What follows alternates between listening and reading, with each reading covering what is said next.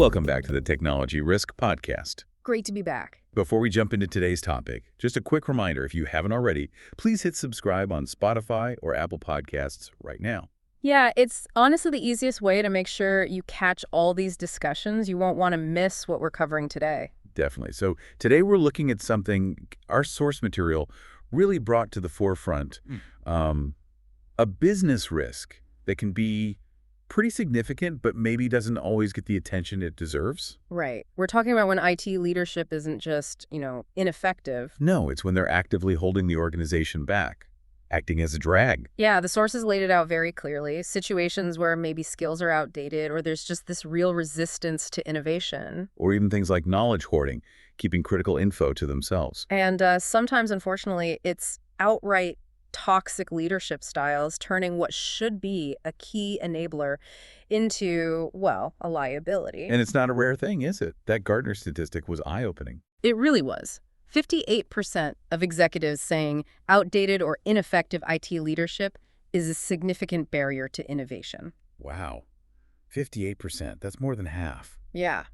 Makes you think. So our goal today, really digging into the material you provided, is to help you, our listeners, understand how to spot these kinds of issues. And crucially, what practical steps you can actually take to address them. Okay, so let's start there. What are the concrete signs? How do you know if an IT leader might be becoming a problem? Well, the first big one that the sources highlighted again and again was resistance to change. Specifically, modernization. This feels foundational.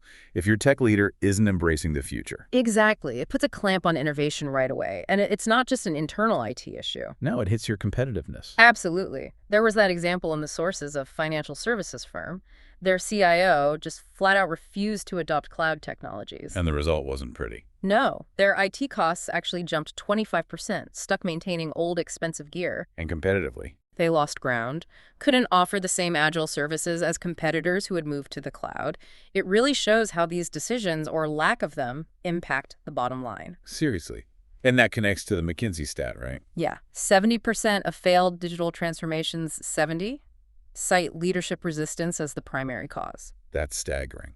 So, for you listening, maybe pause and think, is there a resistance to adopting new tech in your organization? And what might that actually be costing your business? In real terms, dollars and opportunities. It's a critical question. Okay, so beyond resisting new tech, what else did the sources flag? Knowledge hoarding. This one can be insidious. It sounds almost personal, doesn't it? Like just a personality quirk? It can seem that way, but the organizational risk is huge. You create these single points of failure. Right, if that one person holds all the keys to the kingdom. Exactly. The sources mention a retail company, their CIO quit unexpectedly. Oh boy. And it was chaos. So much critical knowledge was just undocumented, totally reliant on that one person. The business was left completely exposed. You can just imagine the scramble. Forrester had data on this too, didn't they? They did. 61% of organizations reported facing critical disruptions because of knowledge hoarding among IT leaders. Over 60%. So again, you need to ask, is there vital knowledge in your IT setup that rests with just one individual? What's that hidden risk? It often stays hidden until it's too late. So we have technical resistance, information silos. What about the people side? The sources mentioned toxic leadership. Yeah, this is huge. It's not just about, people not getting along. It creates genuinely toxic work environments. Which kills morale. Kills morale, tanks productivity, and leads to massive talent drain. The sources had an example, a mid-sized tech firm. What happened there? 40% turnover in their IT staff. In 1 year. 40%. Directly traced back to the CIO's toxic management approach. That level of churn is just incredibly damaging. And costly. And it's not an isolated thing, is it? No way. Harvard Business Review study, 52% of tech professionals said they've left jobs specifically due to poor leadership. Half of them. So if you're struggling with retention or even hiring, you absolutely have to look at the leadership dynamic. Why would top talent stick around or even join if the environment is known to be bad? It directly hits your ability to execute. Makes total sense. And these issues, they don't just stay within the IT department, do they? The impacts ripple outwards. Absolutely. The sources show that clearly.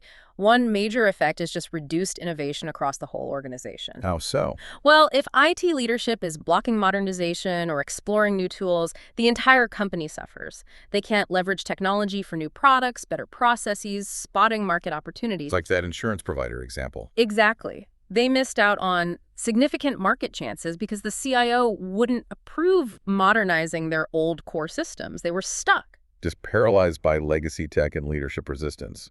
And IDC found companies like that are. 30% less likely to innovate effectively. It's a measurable gap, an innovation deficit tied directly to leadership. And it's not just missed opportunities, it's actual costs, right? Higher operational costs. Definitely. Resistant leaders often cling to outdated, clunky infrastructure. It's expensive to maintain, inefficient, often breaks down. The logistics firm example comes to mind. Right. Their IT manager refused updates, and operational costs swell by over 35%, just a constant drain. That's massive. Accenture had a stat on this too. A pretty stark one. Organizations with resistant IT leadership spend, on average, 40% more just maintaining legacy systems compared to those with forward-thinking leaders. 40% more. Okay. Just on upkeep. That's a direct financial hit from leadership choices. It really is. And finally, circling back to the people aspect, all this severely damages your ability to keep good employees and attract new ones. Because word gets out. Exactly. A toxic or just plain outdated leader creates a bad working environment, and tech communities are small. Reputation matters. The consulting firm example illustrated that. Yeah, they really struggled to hire experienced tech people because the perception of their IT leadership was so negative. Good candidates just went elsewhere. It's logical. Why walk into a known problem? And Glassdoor found. That 65% of IT pros actively research leadership reputation before accepting a job. Wow. So it's a critical filter for talent? Is your IT leadership making it harder to hire the best people?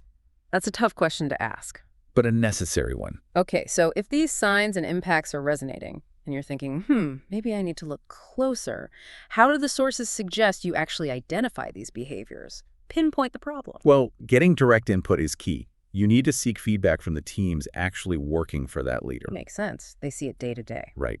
Anonymous feedback channels are crucial here.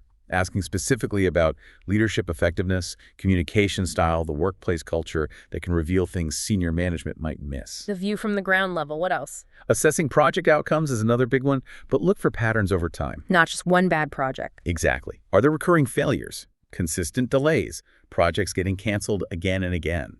While tech issues happen, the sources suggest these are often symptoms of deeper leadership problems. And the Standish Group research backs that up strongly. Yeah, linking 75% of recurring IT project issues directly to ineffective leadership. 3/4. That's a huge correlation. It is. And then you also need to objectively benchmark the leader.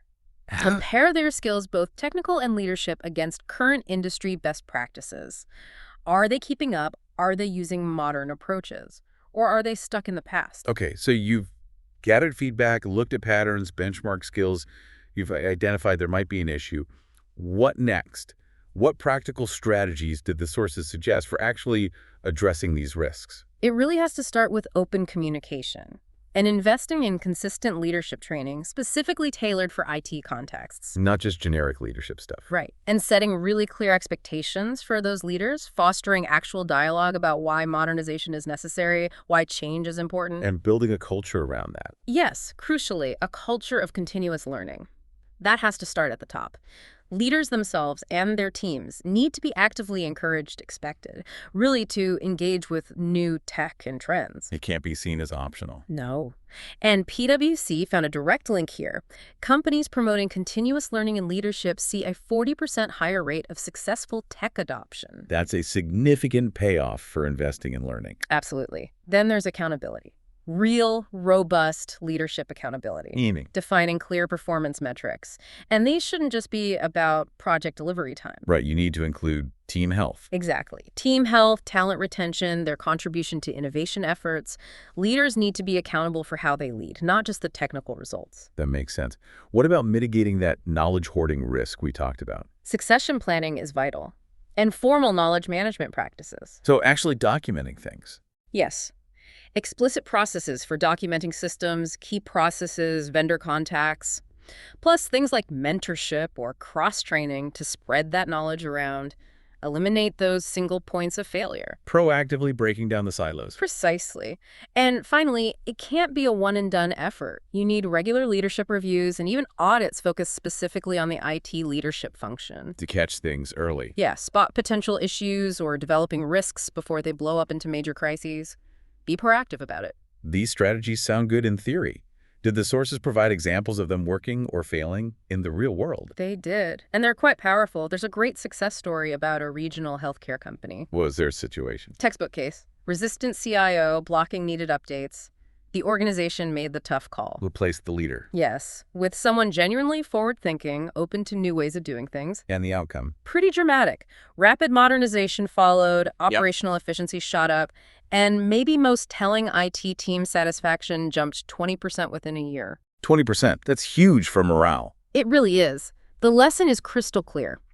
Effective, innovative IT leadership directly boosts outcomes and culture. It's not just fluff. But there's a flip side too, right? A cautionary tale. Unfortunately, yes. A manufacturing business. They saw the warning signs: resistant IT manager, unhappy team, complaints piling up. But they didn't act. No, they kept the manager despite the clear issues. And the fallout. Severe. Significant talent drain, good people just left, repeated project failures that stalled key initiatives, and multiple costly system outages. Ouch. Actual financial losses. Exceeding $300,000, according to the source material. It's a painful reminder that ignoring these leadership problems has real, tangible, negative consequences for the bottom line and operations. Those stories really drive the point home. So thinking ahead, based on all this, how can organizations try to future-proof their IT leadership strategy? What are the key takeaways for building resilient leadership? Well, it really boils down to prioritizing ongoing, consistent leadership skill development. Both tech and people skills. Absolutely. Deep understanding of emerging tech, yes. But equally important is effective team management, communication, fostering a positive environment. And embedding that culture of innovation we mentioned. Critically important. Bake it into the leadership DNA. Encourage IT leaders to be proactive, to explore, to see tech as the powerful enabler it can be, not just a cost line item. They need to be looking outwards, too. Constantly staying actively engaged with tech trends, understanding best practices, seeing what innovations are happening elsewhere. That's not just for the engineers. It has to be a core leadership responsibility. Okay, so let's try to wrap this up. Summing up what we've explored from the sources today. I think the main point is powerful. IT leaders who are ineffective, stuck in the past, or frankly toxic, aren't just a nuisance. No, they represent a serious, measurable business risk. Right. They actively block innovation, they damage morale and drive away talent, and they often inflate operational costs unnecessarily. But the positive takeaway is that addressing these issues isn't impossible. Not at all. Recognizing and proactively dealing with problematic IT leadership is actually key. It's how you unlock better agility, boost productivity, and ultimately achieve greater success as an organization. So the call to action, based on this material, seems pretty clear. Yeah. Take an honest look. Assess the effectiveness of your IT leadership now. Don't wait for a crisis. Exactly. Put the right training and accountability measures in place, and consciously work to build that culture within tech that truly values innovation, continuous learning, and adaptability. So maybe a final thought for everyone listening to chew on? I think it's this. Your technology leader should be your champion for progress. They should be empowering your business, enabling growth. Not acting as a barrier. Never. So recognizing and addressing these potential leadership risks today isn't just about fixing a problem. It's about paving the way for your future success. It's crucial. Well said. Thank you for tuning in to the Technology Risk Podcast. And just that one final reminder, if this conversation brought value, please do subscribe to the Technology Risk Podcast on Spotify or Apple Podcasts. It really helps us keep bringing you insights on the critical risks you need to be aware of. Thanks again for listening.